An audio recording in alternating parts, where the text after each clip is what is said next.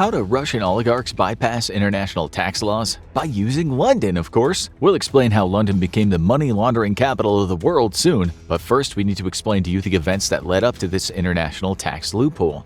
It was the worst of times for some people when Britain's so-called glorious empire fizzled out and territories were lost at a staggering rate. But it was the best of times too, because some of the people who benefited the most from the empire had a trick up their very long and spacious sleeves. This partly consisted of using some British overseas territories as tax havens, probably the most famous being the beautiful Cayman Islands. With such places in its pocket, Britain became the country of choice to launder your money. If you were a crook, a kleptocrat, a drug trafficker, or just your run-of-the-mill fraudster, Britain, the home of Shakespeare and dodgy dental hygiene, was your best buddy. The empire might have fallen, but the empire struck back when it became the center of international money washing.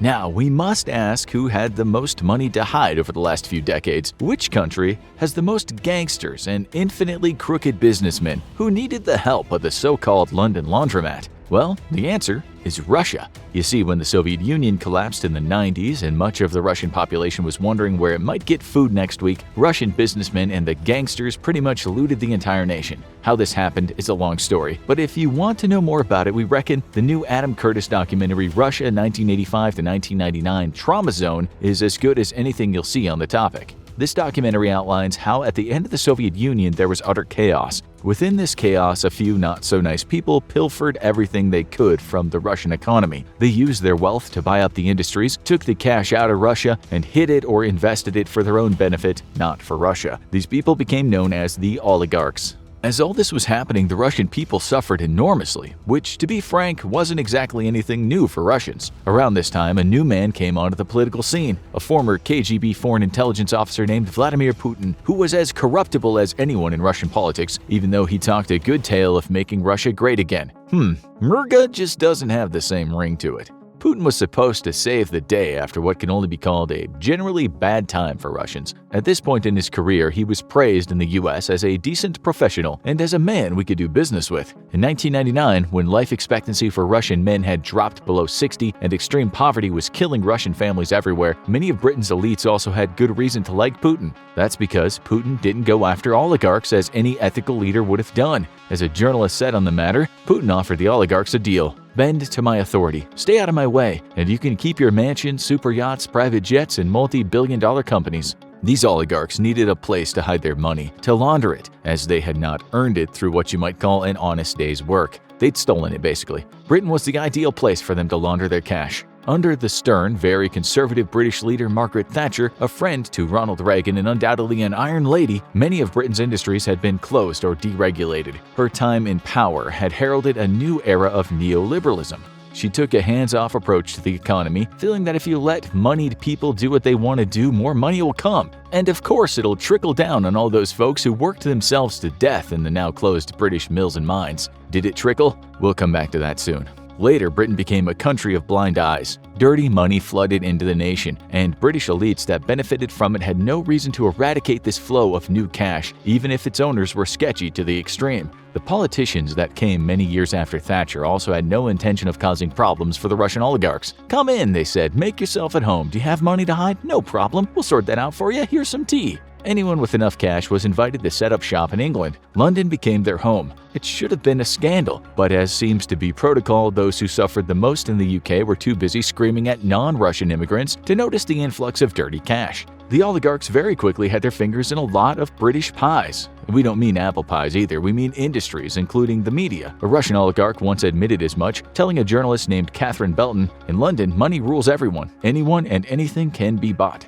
The greatest trick the British elites ever played was making people think they're all about manners and morality. The British elites can be as cunning as people come, and as Russians were struggling en masse, those elites machinated about how to get more of that dirty money. This goes without saying that many different people would take their cut from this massive wad of illegal cash. We're talking about billions, not pocket change. To make it easier for the oligarchs to stay in Britain and start doing business, the Golden Visa was introduced. This easily allowed anyone with enough cash to buy British citizenship. In 2008, when the scheme was launched, 60% of the visas were awarded to Chinese and Russian nationals whose money was part of what was later called corrupt capital. These visas made it much easier to bring cash into Britain and avoid those pesky anti-money laundering checks. The oligarchs bought mansions in Kensington and splashed out on incredibly expensive yachts. They invested in Britain and had their cash hidden offshore. The oligarch Roman Abramovich, who had links to Putin, even bought London-based football team Chelsea, helping it to be good for the first time in years. He took care of an £80 million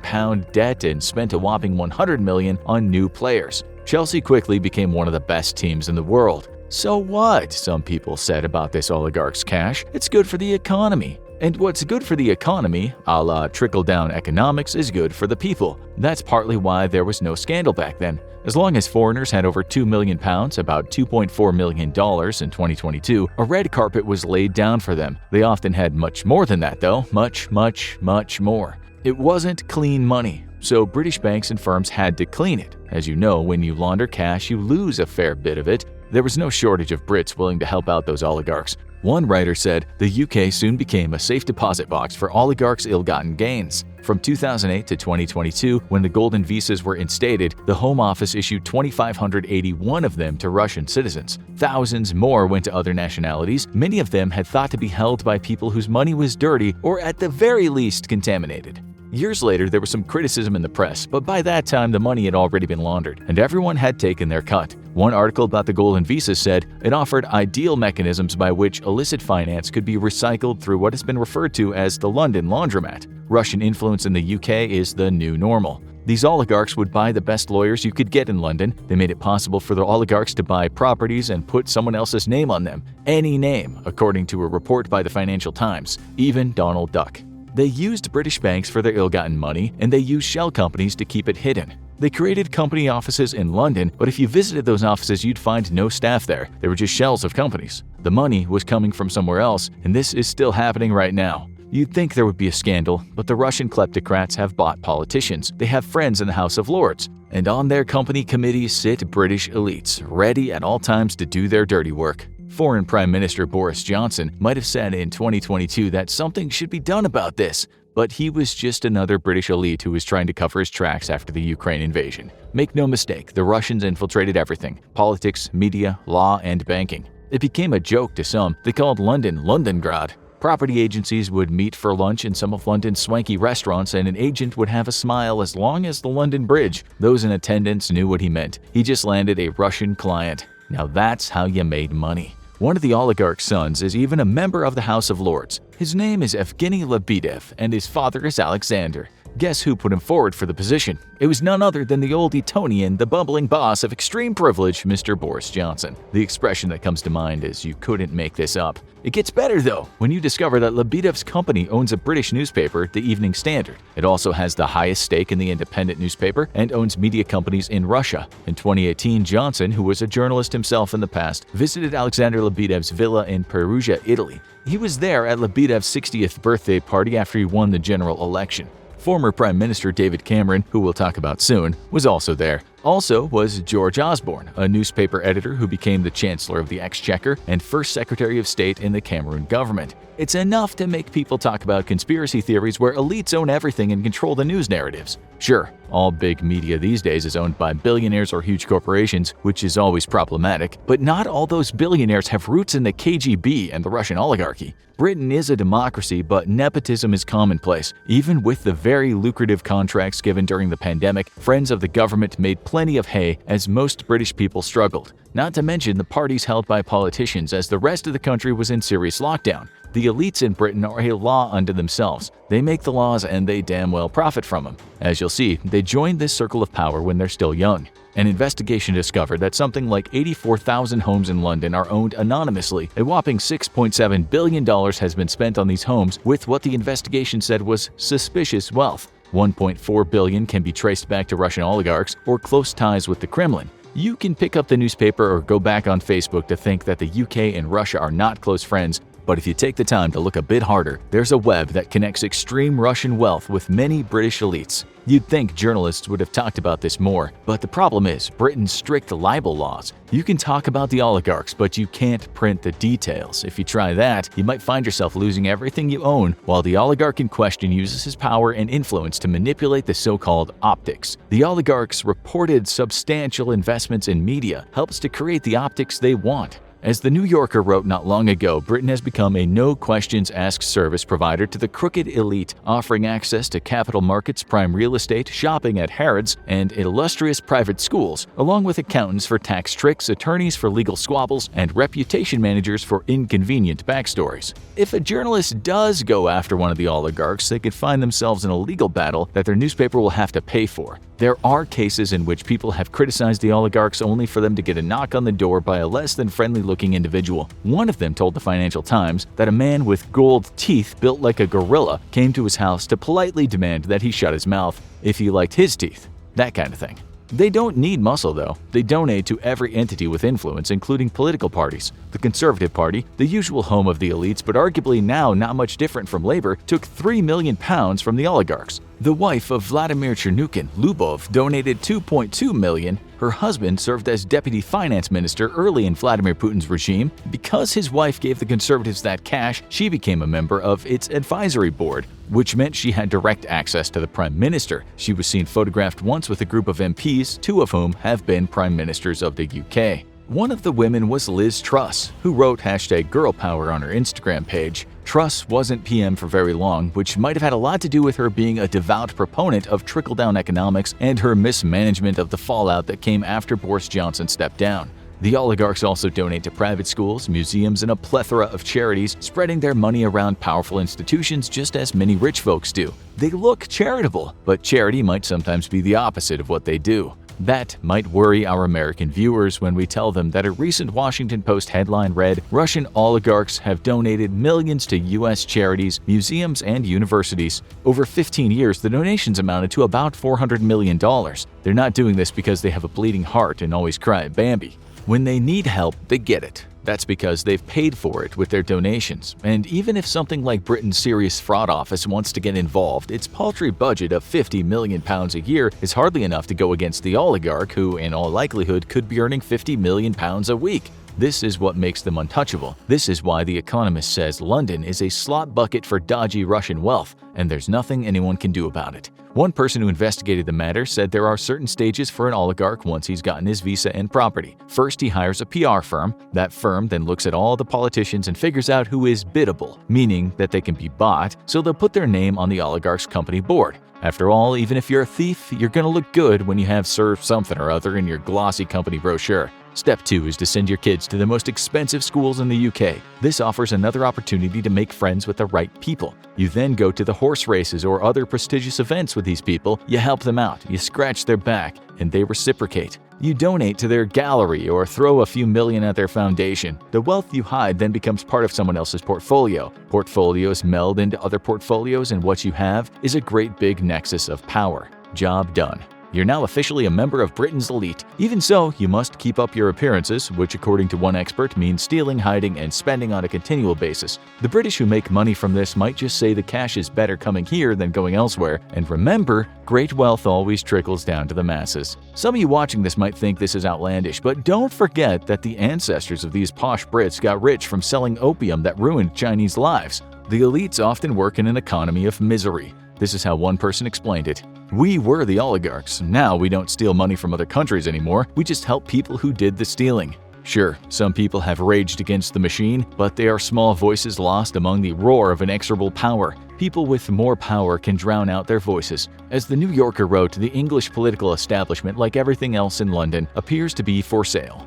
In fact, some people say the Russians didn't just create Londongrad so they could hide in luxury. They could have chosen any number of countries to do that. They could have bought half of Southeast Asia, Africa, or Eastern Europe with their dirty money, and dirty politicians and cops there would have welcomed them in their arms. The Russians, some say, chose London because the UK packs power on the world stage. In this sense, Putin, they say, is buying himself leverage in Britain. The UK might not have an empire anymore, but it's still a big player in the game of global politics. Someone could try to prove that the oligarchs are pulling strings for Putin in Britain, but by God, they'd face a hefty lawsuit if they did. Speaking of Abramovich, one writer said he is Putin's representative. She said as much in a book called Putin's People. But then the publisher HarperCollins had to take it out. Running scared, the publisher even made a donation to appease Mr. Abramovich. This led the British columnist Nick Cohen to write, "Oligarchs can manipulate the truth here as surely as Putin can in Russia." Another book, Butler to the World, describes how the UK has become a servant to the world's mega-rich oligarchs and criminals.